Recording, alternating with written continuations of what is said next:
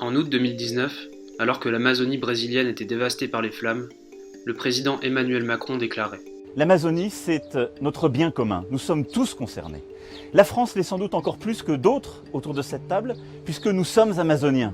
La Guyane est en Amazonie. Notre maison brûle, voilà ce qu'a tweeté Emmanuel Macron hier soir. À l'époque, il était de bon ton de s'émouvoir. On laissait brûler l'Amazonie au Brésil, chez le président Bolsonaro. Pourtant, la France détruit elle aussi l'Amazonie. En Guyane, la préfecture de Cayenne vient d'autoriser un projet prévoyant de raser 30 hectares de forêt, en plein cœur d'un parc naturel régional, dans une zone très riche en biodiversité.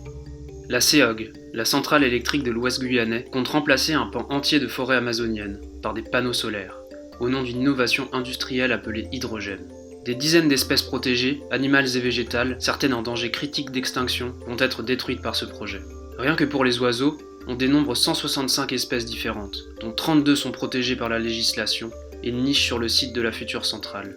Le bureau d'études ayant réalisé l'inventaire des espèces sur place précise que de nombreux animaux lui ont échappé, car la période de prospection aurait été 2 ou 3 fois trop courte. La préfecture n'a pas fait respecter le code de l'environnement. Elle n'a demandé aucune dérogation à la destruction d'espèces protégées, dérogation pourtant imposée par la loi. Malgré les beaux discours de notre président, l'État français ferme les yeux sur ces destructions et sur un phénomène tout aussi grave, l'accaparement des terres du peuple autochtone établi tout près de la centrale.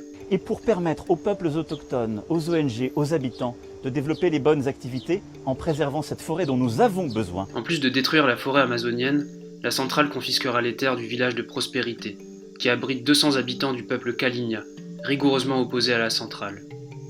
Pourquoi vous avez pris ici, où il y a des Amérindiens? Pourquoi vous n'avez pas cherché autre part, où il n'y a personne? Mais ici, c'est les Amérindiens qui sont là depuis des années. Mais c'est vous qui venez chaque fois dégager les Amérindiens. Pourquoi? C'est toujours la même chose. C'est hors de question. Pour moi, j'ai dit hors de question. Bravo. Ces terres ancestrales leur sont promises par l'État français depuis 40 ans. Mais cet engagement n'a jamais été respecté. Par endroits, au mépris de ce peuple, les bulldozers ont déjà commencé les travaux. Plusieurs kilomètres de pistes ont été tracés autour des collines. Le début du chantier général est imminent. Les habitants ont subi des pressions. Ils sont découragés.